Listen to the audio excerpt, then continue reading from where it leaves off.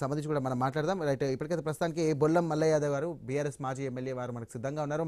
నమస్కారం మల్లయ్య యాదవ్ గారు.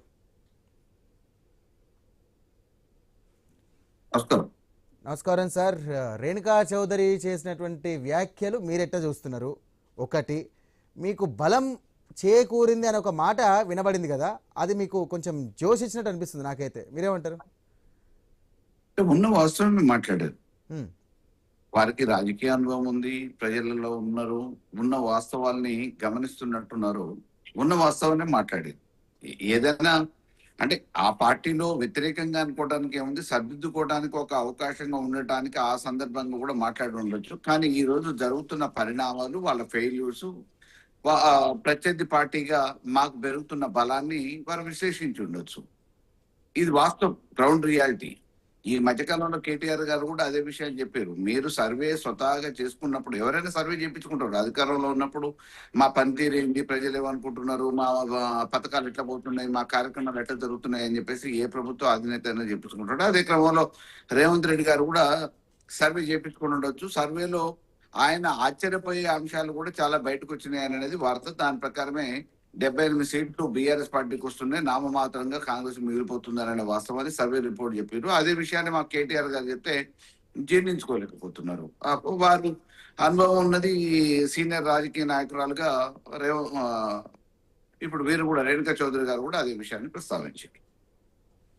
రైట్, మొత్తం మీద రేణుకా చౌదరి ఒక మాజీ మంత్రి, అలాగే వైఎస్ రాజశేఖర రెడ్డి కాలంలో కానివ్వండి, అంతకుముందు ఉన్నటువంటి కాలంలో ఉన్నటువంటి పీరియడ్లో కూడా చాలా పెద్ద పెద్ద నాయకులతో కూడా సత్సంబంధాలు ఉన్నటువంటి వ్యక్తి. అలాగే ఇటు కార్పొరేటర్ నుంచి కేంద్ర మంత్రి వరకు చాలా పెద్ద నాయకురాలు. బట్ ఆమె చేసినటువంటి వ్యాఖ్యలు ఇటు కాంగ్రెస్ పార్టీకి తలనొప్పిగా మారే అవకాశం ఉందని చెప్పేసి ప్రధానంగా అనిపిస్తున్నటువంటి మాట. మరి మీ ఇప్పటికే బీజేపీకి సంబంధించినటువంటి వ్యాఖ్యలు కూడా చేశారు. మరి బీఆర్ఎస్ పార్టీకి ఇలాంటి వ్యాఖ్యలు చేయడం వల్ల మీకు ప్లస్ పాయింట్ అయ్యి ప్రజల వద్ద విశ్వాసం పెరిగే అవకాశం ఉందనుకోవచ్చా? అంటే ఒక నాయకులు మాట్లాడినంత మాత్రమే ప్లస్ అవుతుంది అనేది లేదు. అంటే ఈ మధ్యకాలంలో బీఆర్ఎస్ వర్సెస్ కాంగ్రెస్ అన్న చందంగానే నడుస్తుంది కదా. అంటే ఇప్పుడు ప్రజలలోనే వ్యతిరేకత కాంగ్రెస్ మీద ఉంది. ఆ విషయాన్ని వారు ధృవపరిచారు, ధృవీకరించారు. మరి ప్రజలు ఏదైతే అనుకుంటున్నారో ఆ ప్రజలు అనుకుంటున్న వాస్తవాన్ని ధృవీకరించాల్సిన అవసరం, అర్థం చేసుకోవాల్సిన అవసరం నాయకురాలుగా, ప్రజాక్షేత్రంలో ఉన్న ప్రజాప్రతినిధులుగా, ప్రజలతో సంబంధం ఉండి మమేకమైన నాయకులు మాట్లాడుతూ ఉంటారు. అదే క్రమంలో ఈ రోజు జరుగుతున్న వాస్తవం, ఉన్న వాస్తవం, ప్రజలు ఏదైతే విషయం చర్చించుకుంటున్నారో ప్రభుత్వం మీద వ్యతిరేకత, కాంగ్రెస్ వైఫల్యాల మీద, ఆ విషయం ఎవరికి లాభం అవుతుంది అంటే, గత ప్రభుత్వంతో పోల్చుకుంటే గతంలో కేసీఆర్ గారు ఉన్నప్పుడు అనేక సంక్షేమ కార్యక్రమాలు రావడంతో పాటు అభివృద్ధి పరుగులు పెట్టింది రాష్ట్రంలో. ఈ రోజు తిరుగును వైపు పోతా ఉంది. ప్రజలందరూ కూడా ఎక్కడికక్కడ ఎందుకు తెచ్చుకున్నాము ఈ నొప్పి, తలకాయ మీద మనం అనవసరంగా భారం పెట్టుకున్నాం అనే రకమైన భావనతో మాట్లాడుతున్నారు. ఏ సోషల్ మీడియాలో ఎవరిని కదిలించినా, ఏ రైతుని, ఏ కార్మికుడిని, ఏ ఉద్యోగిని, ఏ నిరుద్యోగిని ఎవరిని కదిలించినా కానీ అదే రకమైన స్పందన వస్తుంది. కాబట్టి డెఫినెట్ గా అది గతాన్ని ఇప్పటికి పోలుస్తున్నారు. కాబట్టి కేసీఆర్ గారి కాలం స్వర్ణయుగంగా పోలుస్తున్నారు.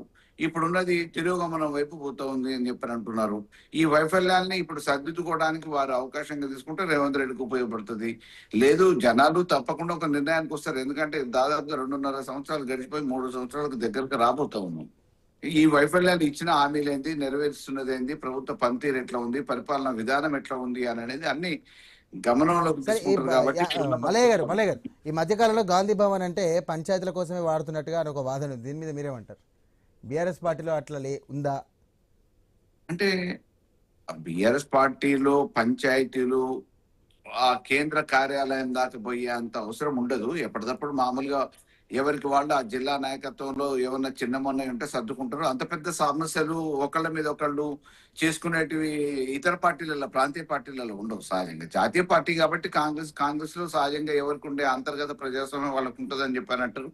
ఇలా కమిటీలు కొత్తగా వేసారు కాబట్టి ఆ కమిటీలలో పాత వాళ్ళకి కొత్త వాళ్ళకి కానీ ఒక వైరం నడుస్తుంది. ఆ క్రమంలో మొన్న వచ్చిన నర్సారెడ్డిని కూడా చూసినాం. గజ్వల్ నియోజకవర్గంలో నర్సారెడ్డి పిసిసి కమిటీ నుంచి వచ్చిన అనౌన్స్మెంట్ కాకుండా వేరే ఆయన సొంతంగా ఏదో కమిటీ ప్రకటించకుండా, అదే రకంగా తుంగతుర్తి నియోజకవర్గంలో ఇప్పుడున్న శాసనసభ్యుడికి అనుకూలంగానే ఉన్నారు, పాత వాళ్ళందరినీ మర్చిపోయారు, పాత వాళ్ళని కూడా అకామిడేట్ చేయాలని చెప్పేసి వాళ్ళు ఒక పంచాయతీ. కాబట్టి గాంధీ భవన్ కి కొత్త సంస్కృతి కాదు. గాంధీ భవన్ తగలబెట్టిన సందర్భాలు కూడా ఉన్నాయి కదండి టికెట్ల విషయంలో. గాంధీ భవన్ కి నిప్పు పెట్టారు. Okay right. మల్లయ్య యాదవ్ గారు చర్చిద్దాం దీనికి సంబంధించి కూడా. రైట్, ఇప్పుడు ఎజెండా కార్యక్రమం